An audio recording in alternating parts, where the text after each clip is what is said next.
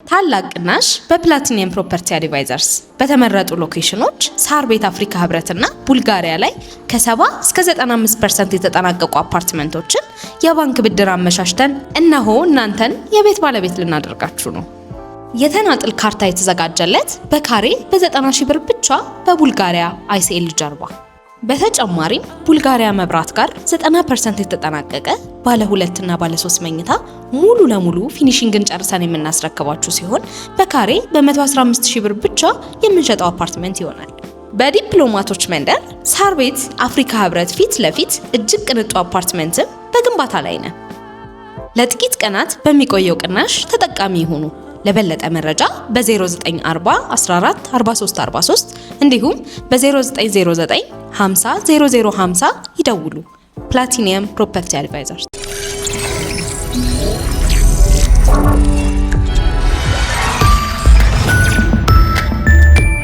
ይህ አዋዜ ነው። የዕለቱን ዋና ዋና ጉዳዮች እንመለከታለን። በላይ በቀለ ነኝ። አራተኛ ቀኑን የያዘው የኢራን ጦርነት ተባብሶ ሲቀጥል እስካሁን በኢራን በኩል 800 የሚጠጉ ሰዎች መገደላቸው ተነገረም። የሀገሪቱ ቀይ ጨረቃ ማህበር ዛሬ ማክሰኞ ባወጣው መግለጫም ከተገደሉት ሌላ በርካታ ቆስለው ሆስፒታል መግባታቸውን አመልክቷል። የእስራኤል ጥቃት አሁንም ተጠናክሮ ሲቀጥል ዛሬ ከሰዓት በቴሄራን የሀገሪቱ ፕሬዝዳንት ጽሕፈት ቤት አቅራቢያ ከፍተኛ ድብደባ መፈጸሟን ዘገቦች አመልክተዋል። የእስራኤል ጦር አሁን ባወጣው መግለጫም በፕሬዝዳንት ጽሕፈት ቤት በሀገሪቱ ብሔራዊ ደህንነት ምክር ቤት ላይ ድብደባ መፈጸሙን አረጋግጧል። ወታደራዊ የሥልጠና ጣቢያዎችና ሌሎች ቁልፍ መሠረተ ልማቶች ኢላማ መደረጋቸውን፣ ስለደረሰው ጉዳት በትክክል አለመታወቁን የገለጸ ሲሆን ከኢራን በኩል ስለዚሁ ድብደባም እስካሁን የተባለ የለም። ይህ በእንዲህ እንዳለ በእስራኤል አሜሪካ ድብደባ 9 ሆስፒታሎች ተመትተዋል ተብሎ የወጣውን መረጃም የእስራኤል ጦር አስተባብሏል። በሆስፒታል ላይ ያነጣጠረ ድብደባ አልፈጸምንም ብሏል። እስራኤል በቤይሩት ዛሬ በፈጸመችው ጥቃት በርካታ መሠረተ ልማቶች መውደማቸው ሲነገር ሄዝቦላህ የሚጠቀምባቸውን ወታደራዊ ጣቢያዎች መምታቱን የእስራኤል መከላከያ ገልጧል። ቤይሩት የተፈጸመውን ጥቃት የሚያሳዩ ምስሎችም ወጥተዋል። አሜሪካና ኢራንን ስታደራድር የቆየችው ኦማንም አልቀረላትም። የሀገሪቱ የንግድ ወደብ በኢራን ድሮን መመታቱ ሲታወቅ አንድ ነዳጅ ማጠራቀሚያም ክፉኛ መጎዳቱ ተነግሯል።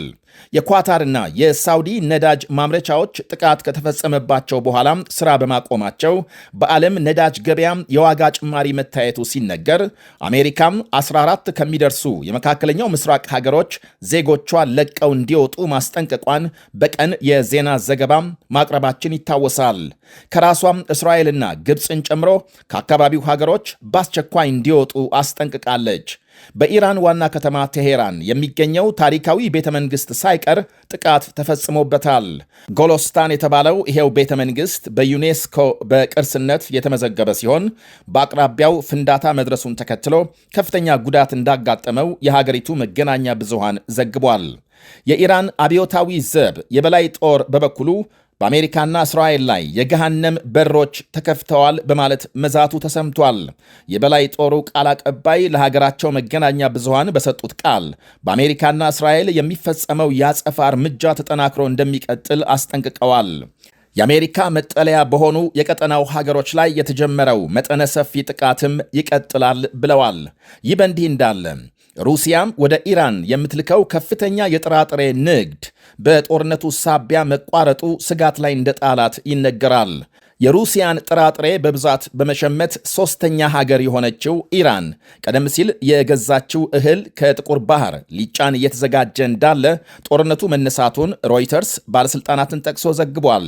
ይሄ ደግሞ ሩሲያን ትልቅ ኪሳራ ላይ እንደሚጥላት ባለሥልጣናቱ ገልጸዋል። ሩሲያም ከመካከለኛው ምስራቅ በርካታ የስንዴ ደንበኞች ሲኖሯት እስራኤል፣ ግብፅ፣ ቱርክ፣ ሳውዲ አረቢያም ኢራን ይጠቀሳሉ።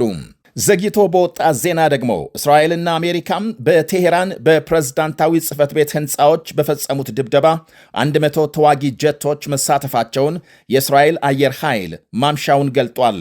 ጀቶቹ በጥቂቱ 300 ገደማ ቦምቦች መጣላቸውንና ድብደባው የሀገሪቱ ፕሬዝዳንት ቢሮ፣ የብሔራዊ ጸጥታ ምክር ቤት ጣቢያና ሌሎች ቁልፍ ተቋማትን ኢላማ ማድረጉን አመልክቷል።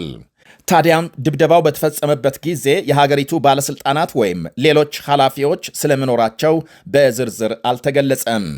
ታይምስ ኦፍ ኢዝራኤል ያወጣው አንድ መረጃ ደግሞ የሞሳድ አባላትን ጨምሮ የእስራኤል ልዩ ኃይሎች ከትላንት ምሽት ጀምሮ ቴሄራን ውስጥ ልዩ ተልዕኮ እየፈጸሙ መሆናቸውን አመልክቷል። የዛሬው የኢራን መሪዎች መኖሪያና መስሪያ ቤቶች የመደብደባቸው ዘመቻም ከልዩ ኃይሎቹ እንቅስቃሴ ጋር የተገናኘ ሳይሆን እንዳልቀረ ጠቅሷል። ለዛሬው የእስራኤል ድብደባም ኢራን በሰነዘረችው ያጸፋ ጥቃት በማዕከላዊ እስራኤል 12 ሰዎች ቆስለው ሆስፒታል መግባታቸው ተነግሯል። ሰዎቹ ከመቁሰላቸው ውጪ ሌላ ጉዳት ስለመድረሱ የተባለ የለም። የቱርክ መንግስት በሌላ በኩል ጦርነቱን ለማስቆም ፕሬዝዳንት ራሲብ ጣይብ ኤርዶዋን ሰፊ የዲፕሎማሲ ጥረት መጀመራቸውን ገልጧል። እነ አሜሪካም በኢራን ላይ ኢራን ደግሞ በቀጠናው ሀገሮች ላይ የፈጸሙ ያለው ጥቃት ጦርነቱን እያቀጣጠለ ነው ብሏል የቱርክ መንግስት። ከጉዳዩ ጋር በተገናኘ የቱርክ ውጭ ጉዳይ ሚኒስትር ሃካን ፊዳን ከተለያዩ ሀገራት አቻዎቻቸው ጋር እየተነጋገሩ መሆናቸው ተመልክቷል። ቻይናም በተመሳሳይ በኢራን ላይ የሚፈጸም ጥቃት በአስቸኳይ እንዲቆም በመጠየቅ ለመጀመሪያ ጊዜ ድምጿን አሰምታለች። የቻይና ውጭ ጉዳይ ሚኒስትር ዋንግ ይ ከእስራኤል አቻቸው ጌዲዮን ሳር ጋር ባደረጉት ውይይት ኃይል በፍጹም ተፈጥሮ የነበረውን ችግር ሊያስወግድ አይችልም ብለዋል። ከዚያ ይልቅ መቋጫ የሌለው ዘላቂ ጠላትነት የሚፈጥር በመሆኑ በአስቸኳይ እንዲቆም ጠይቀዋል። ዓለም አቀፍና ቀጠናዊ ችግሮች በሰላምና በንግግር ሊፈቱ ይገባል የሚል እምነት ቻይናም አላት ብለዋል። በጉዳዩ ላይ የቻይና ውጭ ጉዳይ ሚኒስትር ከሩሲያና ከሌሎች ባለስልጣናት ጋር መምከራቸው ታውቋል። በተመሳሳይ የፈረንሳይ ፕሬዝዳንት ኢማኑኤል ማክሮን ከተለያዩ የቀጠናው ሀገራት መሪዎች ጋር የተናጠል ውይይት ማካሄዳቸው ታውቋል። ማምሻውን ማክሮን ከቆጵሮስ፣ ሊባኖስ፣ ኳታር፣ ከተባበሩት አረብ ኤሚሬትስ እና ከሌሎችም መሪዎች ጋር በቀጠናው ስለተፈጠረ ቀውስ ሰፊ ምክክር ማድረጋቸውን ባለስልጣናት ገልጸዋል። ፈረንሳይ ኢራን በባሕረ ሰላጤው ሀገራት ላይ የምትፈጽመውን ጥቃት አውግዛም በዚያ ያሉ ጥቅሞቿን ለማስጠበቅ አስፈላጊውን እርምጃ ትወስዳለች ሲሉ ማክሮን በትላንትናው ዕለት መግለጻቸው ይታወሳል። ብሪታንያ ደግሞ የጦር ሰፈሯ ወደሚገኝበት ቆጵሮስ ተዋጊ ሄሊኮፕተሮችና የጸረ ድሮን መሳሪያዎች መላኳን ጠቅላይ ሚኒስትር ኪር ስታርመር ምሽቱን አስታውቀዋል። ብሪታንያም እርምጃውን የወሰደችው የኢራን ሚሳኤል ቆጵሮስ ላይ መውደቁን ተከትሎ ነው ተብሏል። ስታርመር ሀገራቸው በእስራኤል አሜሪካ ጥቃት እንደማትሳተፍ ግልጽ ማድረጋቸውን ተከትሎ ነው መሳሪያም ወደ ቆጵሮስ መላካቸው የተሰማው። የእስራኤል የሊባኖስ ዘመቻ ተጠናክሮ ሲቀጥል በዚያ የሚገኝ ኤምባሲዋን መዝጋቷ ታውቋል። አሁን በደረሰን ዜናም በካናዳ ቶሮንቶ በአንድ የአይሁዳውያን ቤተ መቅደስ ላይ ጥቃት ተፈጽሟል። ስለደረሰው ጉዳት እስካሁን የወጣ ዝርዝር የለም። አሁን ማምሻውን የወጣም ሌላ መረጃ ደግሞ የኢራን ቀጣይ እርምጃን አሳይቷል። የአሜሪካና እስራኤል ጥቃት የሚቀጥል ከሆነ የኢራን ምላሽ ወደ ሁሉም የመካከለኛው ምስራቅ የንግድና ሌሎች ተቋማት እንደሚሸጋገር የኢራን አብዮታዊ ዘብ የበላይ ጦር አስታውቋል። ከዚህ በኋላ ሁሉም የመካከለኛው ምስራቅ የንግድ ማዕከላት ይመታሉ ሲል አስጠንቅቋል። የአሜሪካ ፕሬዝዳንት ዶናልድ ትራምፕ በበኩላቸው ኢራን ጥይት እየጨረሰች ነው የሚል መግለጫ ሰጥተዋል። ትራምፕ ከአንድ የሀገሪቱ መገናኛ ብዙሃን ጋር ባካሄዱት ቃለ ምልልስ ከ3 ቀናት የሚሳኤልና የድሮን ጥቃት በኋላ የኢራን ጦር ጥይት እየጨረሰ ነው ብለዋል።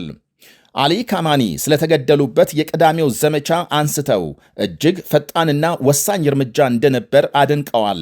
49 ቁልፍ መሪዎች መገደላቸውን በመግለጽ በጣም ስራ የሚፈልጉ ብቃት ያላቸው ሰዎች አሉ ብለዋል። በቀጣይ ለኢራን መሪነት የታጩ መኖራቸውን በጠቆሙበት አስተያየታቸው ይህ አዋዜ ነው። ታላቅ ቅናሽ በፕላቲኒየም ፕሮፐርቲ አድቫይዘርስ በተመረጡ ሎኬሽኖች ሳር ቤት አፍሪካ ህብረትና ቡልጋሪያ ላይ ከ70 እስከ 95% የተጠናቀቁ አፓርትመንቶችን የባንክ ብድር አመሻሽተን እነሆ እናንተን የቤት ባለቤት ልናደርጋችሁ ነው። የተናጥል ካርታ የተዘጋጀለት በካሬ በ90 ሺህ ብር ብቻ በቡልጋሪያ አይሲኤል ጀርባ። በተጨማሪም ቡልጋሪያ መብራት ጋር 90% የተጠናቀቀ ባለ 2 እና ባለ 3 መኝታ ሙሉ ለሙሉ ፊኒሺንግን ጨርሰን የምናስረክባችሁ ሲሆን በካሬ በ115 ሺህ ብር ብቻ የምንሸጠው አፓርትመንት ይሆናል። በዲፕሎማቶች መንደር ሳር ቤት አፍሪካ ህብረት ፊት ለፊት እጅግ ቅንጡ አፓርትመንትም በግንባታ ላይ ነው። ለጥቂት ቀናት በሚቆየው ቅናሽ ተጠቃሚ ይሁኑ። ለበለጠ መረጃ በ0940 14 43 43 እንዲሁም በ0909 50 0050 ይደውሉ። ፕላቲኒየም ፕሮፐርቲ አድቫይዘርስ። ምርትና አገልግሎቷን በአዋዜ ላይ ያስተዋውቁ። ለጥራች እንታመናለን። በስልክ ቁጥሮቻችን ይደውሉልን። አዋዜ ዓለምነህ ዋሴ ዜና